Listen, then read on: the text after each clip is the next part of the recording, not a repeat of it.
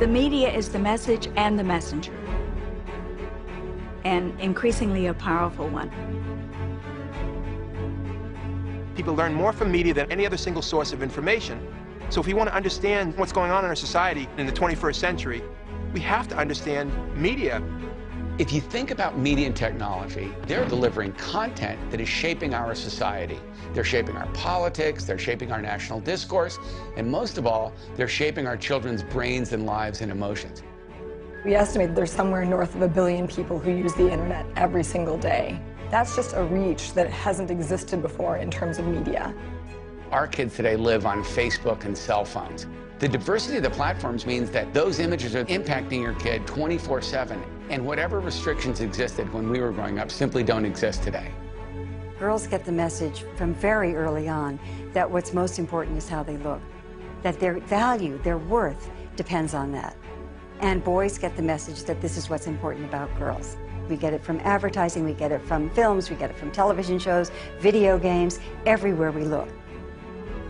So no matter what else a woman does, no matter what else her achievements, their value still depends on how they look. There is no appreciation for women intellectuals. It's all about the body, not about the brain. You all saw the famous photo from the weekend of Hillary looking so haggard and looking like 92 years old. Breast implants. Did you have them or not? Because that's all over the internet about you in mainstream media. I think if you waterboarded Nancy Pelosi, she wouldn't admit to plastic surgery. The fact that media are so limiting and so derogatory to the most powerful women in the country, then what does it say about media's ability to take any woman in America seriously? You get a woman in the Oval Office, most powerful person in the world, what's the downside?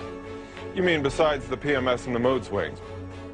The media treats women like and it's horrible, and it's like, I don't know how we survive it. I don't know how we rise above it.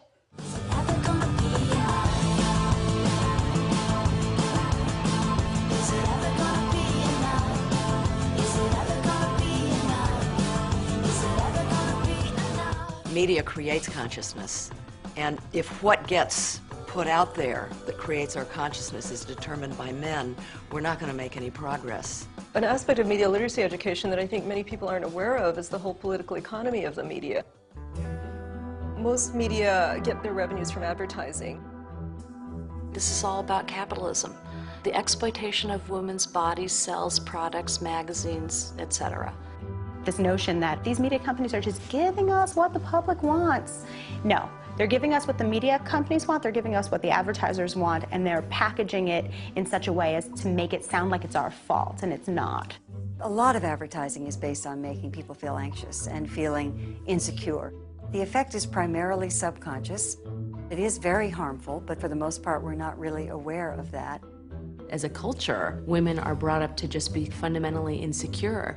I remember 5th grade, I was worrying about my weight, and now I'm in 9th grade, I'm still worrying about my weight. I have close friends that in between break periods, they will go to the bathroom and put on 10 pounds of makeup, and you're at school to learn.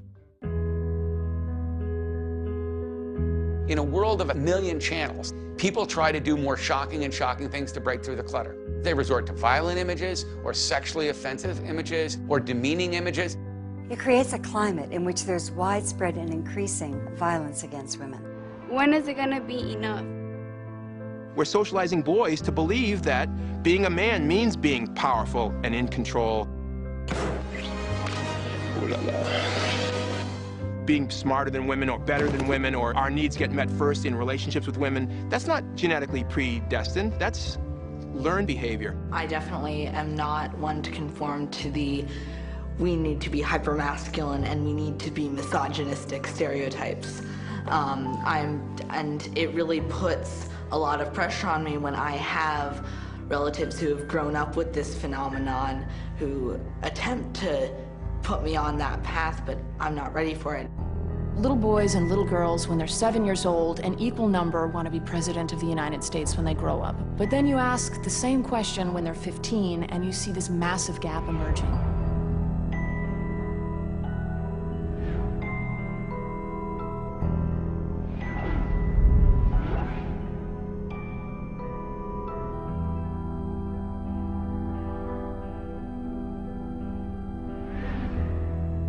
shortchanging voices that are urgently needed in public forums from ever getting to the table. If people knew that Cuba, China, Iraq, and Afghanistan have more women in government than the United States of America, that would get some people upset. No wonder we are in such trouble in this country. We've been choosing our national leadership from 6% of the country. As the most powerful country in the world, if you're not standing for the right values and for the right principles, that's a loss for the world. You can't be what you can't see. Growing up, there was nobody who looked like me on television, so I never dreamed that I could be on television. To see women leadership in reality and on the screen and television is huge for women, huge. I got cast in A League of Their Own, and I had 13 or 15-year-old girls coming up to me with, "Oh my God, you have no idea, that movie changed my life. I play sports because of that movie." And it really struck me how few opportunities we give women to have that kind of experience watching a movie. There's such a hunger among young women for mentorship. It is far overdue that we women say, "Hallelujah, sister, whatever gets you through, I'm there to support you." One of the things that really surprised me was the number of women in positions of power in television who reached out to me and said, "Can I take you out to breakfast? Can I take you out to lunch? Can I make sure that you have my phone number or my email address so that if anything comes up?" And it definitely wasn't like the gender mafia going on in the media, but there was an overt effort to both welcome me and make me know that women who had gone before me, who had fought to get where they were both happy that I was there and wanted to be resources to me. And there's an expectation that I will be a resource to other women. We're creating new leaders, and they're going to not look like how they always did, an older white male. They're going to look like a woman, and they're going to look like people of color, and that is the true reflection of this country and of this world. The media can be an instrument of change. It can maintain the status quo and reflect the views of the society, or it can awaken people and change minds. It depends on who's piloting the plane.